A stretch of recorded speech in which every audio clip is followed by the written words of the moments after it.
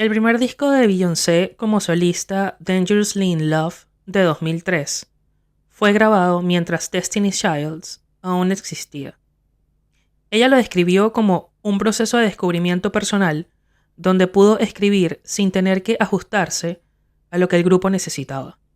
Ese álbum le valió 5 premios Grammy y marcó el comienzo de su identidad artística individual.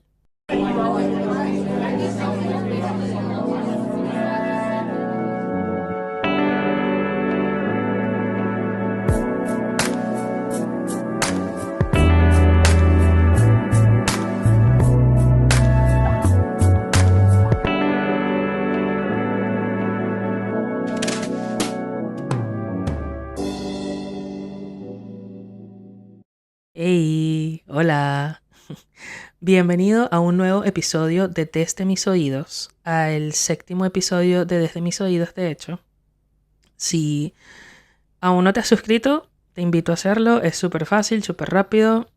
Si estás aquí es porque obviamente te están gustando estos episodios, así que porfa suscríbete, que eso ayuda muchísimo con el algoritmo.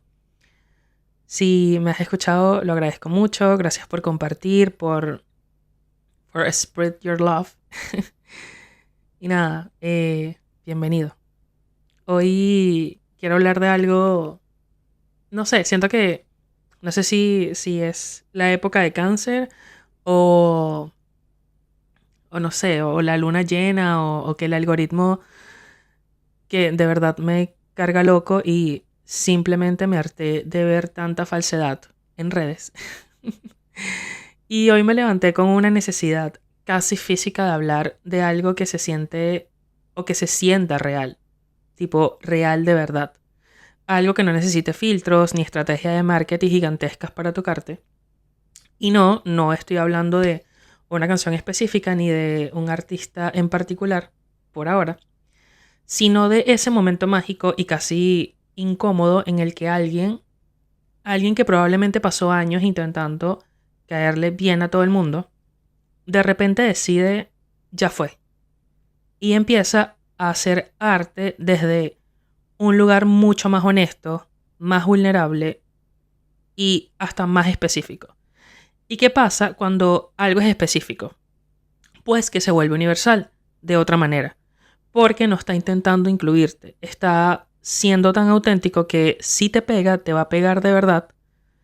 Y últimamente he estado pensando mucho en eso, en cómo a veces pasamos muchos años de nuestra vida disfrazando nuestras ideas, nuestras voces, nuestras ganas para encajar, para no molestar, para no ser demasiado. Y en el arte pasa lo mismo. Hay tantos artistas que aprendieron a silenciar partes de sí para funcionar dentro de un grupo, dentro de una industria, dentro de una narrativa demasiado vendible. Y cuando por fin se sacan esa estructura de encima, a veces lo que sale puede que no sea perfecto para las masas o el mainstream, pero sí es muy real. Y eso para mí es demasiado revolucionario, es lo más revolucionario que puede tener una canción, un artista, un proyecto en sí mismo que suene a verdad, que no esté pidiendo permiso, que no esté pidiendo likes, que simplemente exista y diga, esto soy yo. Así que hoy quiero hablar un poco de eso, de lo que pasa cuando el pop se vuelve confesión, cuando el ritmo no solo es para bailarse, sino que se siente a través de lo que están creando de verdad. Pero, para llegar a todo esto, primero debemos hablar de finales. Porque si hay algo que nadie te prepara en la vida, es para cuando se acaba algo que fue demasiado parte de tu identidad por mucho tiempo. Por ejemplo, Little Mix, si viviste bajo una piedra o eres fan de One Direction y odiabas a todas las girl bands por contrato emocional, te explico. Little Mix fue una banda británica formada en 2011 que básicamente inventó la sororidad pop para toda una generación. Ganaron The X Factor, fueron las primeras en hacerlo como grupo y durante más de una década estuvieron ahí haciendo música demasiado poderosa, armonías estúpidamente buenas, letras sobre amor propio, rupturas, amistades, egos que van a terapia. Y sí, también fueron 4, luego 3 y ahora ninguna. En 2022 anunciaron una pausa indefinida y todos lloramos, y cuando digo todos lloramos, yo me pongo ahí. Porque es como si se hubiese ido el grupo de WhatsApp de tus amigas del colegio y de repente piensas, ¿y ahora quién soy sin ellas? Porque, a ver, estás en una girl band. Estar en una girl band es intenso, no es solo cantar juntas, sino que prácticamente viven juntas, giran juntas, tienen que compartir decisiones creativas, contratos, entrevistas súper incómodas, donde se les pregunta quién es la más coqueta, quién come más, la que hace más. Es literalmente un jardín de infancias. Y por más que te lleves bien, que ellas lo hacían, porque se notaba de verdad que lo hacían, inevitablemente hay algo que se va diluyendo. Porque para que un grupo funcione, a veces tienes que apagar partes tuyas, guardar opiniones, no ser tan específico, no incomodar, no ir tan lejos con tu identidad porque, hey, esto es un grupo, esto es un proyecto grupal y el proyecto grupal tiene que gustarle a todos, incluso a ese tío que todavía escucha las Spice Girls y ni siquiera se sabe los nombres de cada una. Entonces, claro, cuando una banda se separa, lo primero que uno piensa es, se acabó, esto es todo, se acabó la magia, ya no serán lo mismo, ¿cómo van a sobrevivir solas? Pero después te das cuenta de que en muchos casos, prácticamente en la mayoría, es al revés. Empieza una nueva etapa, porque ya no hay armonía que respetar, ya no hay que negociar quién va a cantar el puente, quién va a cantar el coro, ya no tienes que hacer que tu estilo encaje con un video que fue aprobado por 5 managers y 2 creativos que solo escuchan Coldplay. Y salir de una girl band es como quitarle un filtro que no sabías. Quitarte un filtro que no sabías que tenías puesto. Es volver a oírte.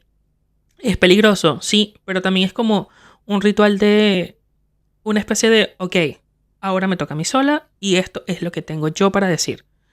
Y por eso quise hacer este episodio, porque ver a un artista lanzarse en solitario no es solo escuchar un disco nuevo, sino que es ver una especie de renacimiento. A veces es suave, a veces es incómodo, a veces es un desastre, pero a veces es bastante glorioso. Como cuando Jade y Leanne dijeron, ya no estamos en Little Mix, pero eso no es una pérdida, es una oportunidad. Y hay algo que me obsesiona demasiado, y es cómo cambia una voz cuando deja de estar acompañada.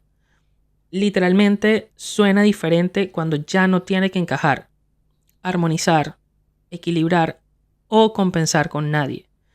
Y eso lo entendí mejor que nada cuando Jade debutó como solista con Angel of My Dreams.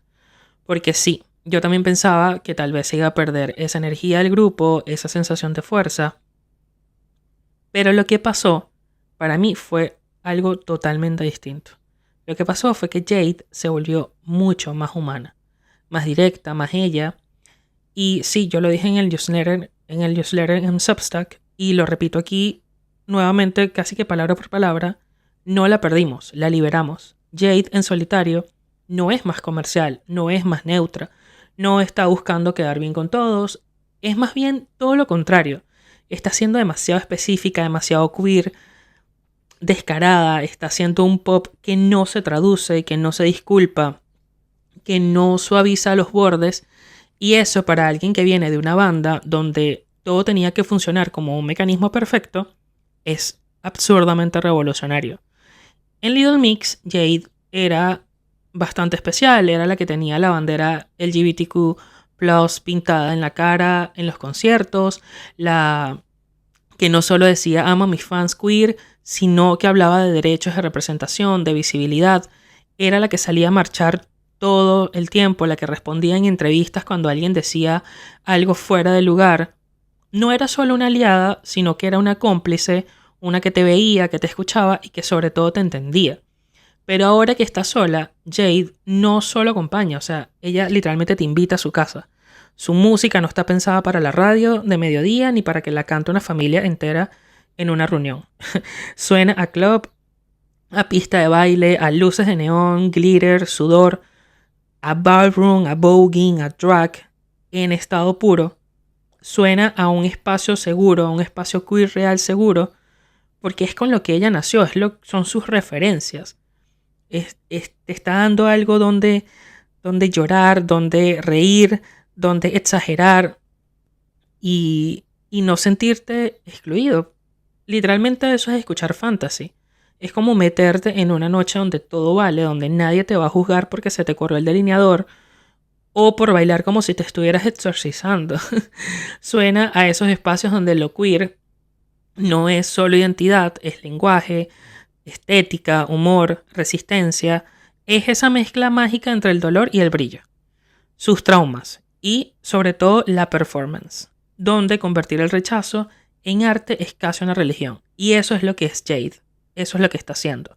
Arte queer sin etiquetas limpias, sin explicaciones para el público heterosexual, sin pretender ser amigable, porque a veces lo más honesto no es lo que todos pueden entender, sino lo que solo algunas personas pueden sentir. Y los que lo sienten lo saben.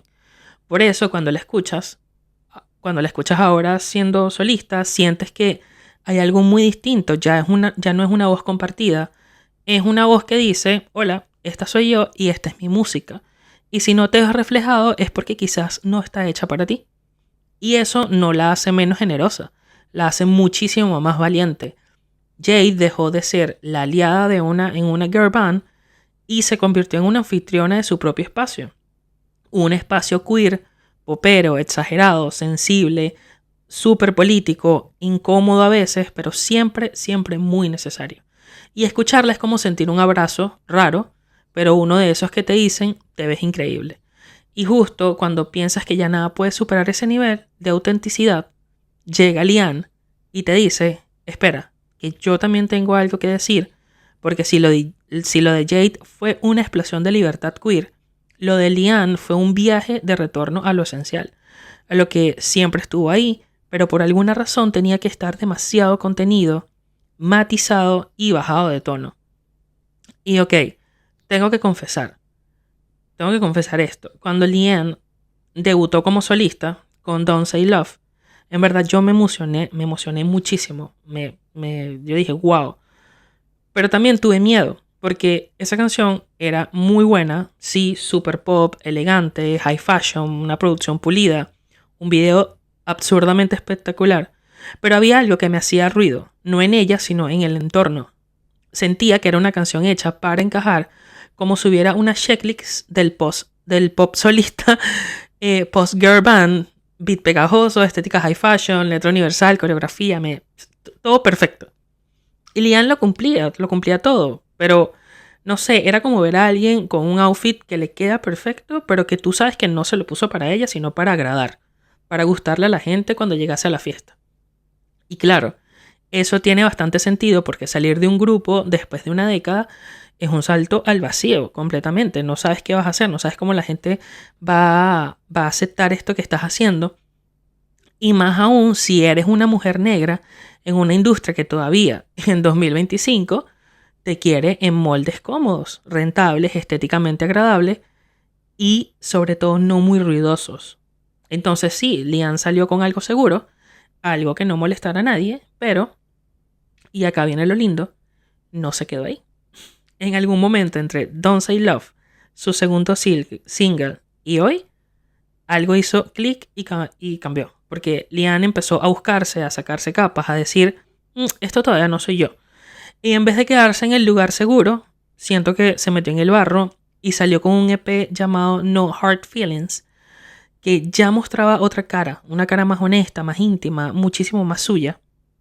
Pero después vino Been a Minute, su último single, y de verdad que ahí Lian dijo, ahora sí soy yo. Porque Been a Minute no suena a molde, no suena a esto va a sonar en playlist, suena a raíz, a tambor, a África, pero al mismo tiempo a Londres.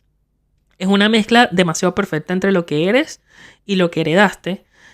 Ritmo, cuerpo, goce, historia, es protesta, es afro sin pedir permiso y no desde la superficie, sino desde el centro. Lian no solo canta como una mujer negra, canta desde lo negro, desde lo afro, desde lo caribeño, su pelo, la piel, el baile. Y eso se nota en el beat, en los coros, en los colores del video, en cómo se mueve, en cómo sonríe. Se siente bastante orgullo, bastante orgulloso. Es como sí, esta soy yo. Porque no está haciendo un statement, está siendo ella. Y eso siento que es lo más fuerte porque sí, Lian siempre fue voz sobre lo que significaba ser una mujer negra en la industria. En Little Mix lo dijo, lo denunció, lo visibilizó, pero ahora no solo lo dice, sino que lo canta, lo baila, lo transforma en arte.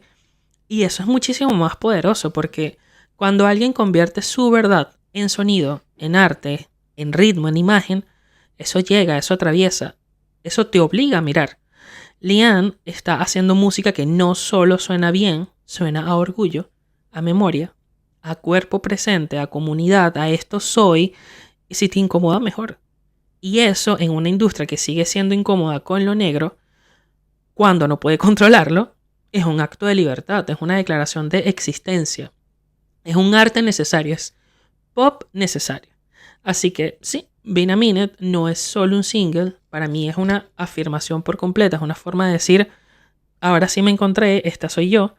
Y lo que encontró realmente es fuego, es autenticidad brutal, es cultura viva. Y yo honestamente estoy tan feliz de poder presenciarlo porque ver a alguien dejar de actuar para el mundo y empezar a actuar desde sí misma es una de las cosas más hermosas que puede pasarnos como oyentes. Y a ver, todo esto que estamos hablando de Jade y Lian no es nuevo. O sea, lo es en su historia, sí, pero el fenómeno no es único. Hay algo casi mítico en ese momento en que un artista dice, ya no soy parte de un grupo, ahora soy yo. En carne viva, sin excusas. Es como ese punto en las películas donde el personaje principal se quita el uniforme, rompe el contrato, se muda solo y empieza a escribir canciones en un departamento sin muebles. Esa escena, ese mood, ese salto al vacío. Y si hay alguien que hizo ese salto y aterrizó como diosa mitológica, es Beyoncé. Porque sí, cuando salió de Destiny Childs ya era famosa, ya era talentosa, ya era una estrella, pero no era todavía Beyoncé. Eso vino después, cuando empezó a usar su música no solo para cantar sobre amor, sino para hablar de negritud, de feminismo, de familia, de historia, de traición, de furia, de deseo. Vivo ejemplo, Lemonade. No fue solo un disco, fue un ensayo audiovisual sobre lo que significa ser mujer negra en Estados Unidos. Fue ancestral, político, doloroso y sobre todo bellísimo. Porque ella sola se volvió arte y todo eso pasó cuando dejó de tener que compartir el micrófono. Y si vamos a hablar de liberaciones más caóticas, más queer friendly, más suaves pero igualmente potentes, siento que deberíamos hablar de Harry Styles, que salió de One Direction siendo el chico rizado con camisa abierta y con la voz grave, y terminó siendo este ser de otro planeta que canta sobre frutas, sobre dolor, sobre extrañar a alguien, mientras está usando lentejuelas y pantalones de tiro alto. Porque Harry encontró su propio lenguaje, el del pop suave, íntimo, con guiños queer, con estética vintage y sensibilidad muy emocional. Pasó del póster en la pared al artista que te rompe el corazón mientras bailas. Otro caso es Robbie Williams. Salió de Take That con una energía de me chupa todo un huevo, que se volvió su marca personal. Fue excesivo, fue irónico, fue todo lo que no podía hacer cuando tenía que sonreír para las cámaras del pop británico. Su carrera como solista fue un grito de sarcasmo y descontrol que irónicamente fue también su forma más auténtica de expresarse. Y si seguimos hablando de grupos, de boy bands, hablamos de Zayn, que el chico más callado de One Direction, que cuando salió no se volvió más ruidoso, se volvió más oscuro, más íntimo, se refugió en el R&B, en la sensualidad melancólica, en los sintetizadores húmedos. Su música no grita, sino que susurra, pero lo que dice es claro, no quiero volver al molde. Su primer disco fue casi una carta de ruptura con todo lo que fue obligado a representar. Otra que tenemos, y es su caso, que no fue un grupo, pero es Victoria Monet, porque no salió de una girl band, sino que salió del fondo del escenario. Fue compositora para otros, por muchísimos años para otros como Ariana Grande, Fifth Harmony, y de repente dijo, ¿y si ahora me toca a mí? Su música solista Es una clase magistral de sensualidad, de sensibilidad, de control creativo y todo eso mientras cría a una hija. Baila como nadie y produce sus propios temas. Es como si dijera, puedo con todo pero con mi propio ritmo. Y por último, tengo que mencionar a Normani y acá el tono cambia un poco porque no es solo celebración, es también tipo frustración porque Normani no salió de Fifth Harmony con una promesa de grandeza y lo tiene todo, tiene talento, tiene presencia, tiene carisma, técnica, pero la industria no la ha acompañado realmente como merece. Cada single es oro, pero los silencios entre ellos duelen demasiado.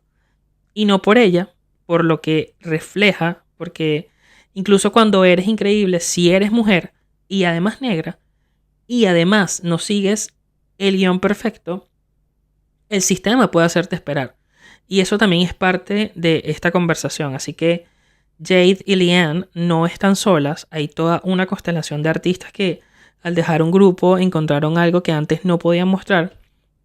Algunos lo hicieron con glitter, otros con rabia, otros con ritmo, otros con silencio.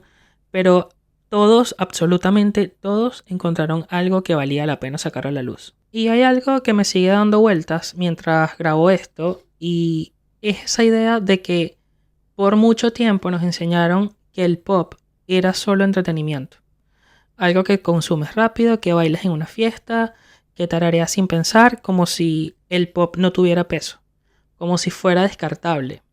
Pero después llega alguien como Jade, como Leanne, como Beyoncé, como Harry, y te prueba lo contrario. Te dice, esto también puede doler, también te puede sanar, también puede decir algo que nadie me estaba diciendo. Y me doy cuenta de que el verdadero cambio no pasa cuando un artista lanza un disco nuevo o se viste diferente. Pasa cuando deja de preguntarse, ¿esto le va a gustar a todos? Y empieza a preguntarse, ¿esto me representa? ¿Esto soy yo? Pasa cuando se cansan de complacer y empiezan a decir lo que duele, lo que incomoda, lo que hace reír y llorar al mismo tiempo. Y cuando eso pasa, eso se siente. Y no importa si son millones los que te están escuchando, o son solo un puñadito, porque cuando una canción suena a verdad, algo se enciende en ti y te pega demasiado. Así que tal vez la pregunta no es si Jade o Leanne están haciendo buen pop. La pregunta real es, ¿por qué este pop me hace sentir más visto y más vivo que otros?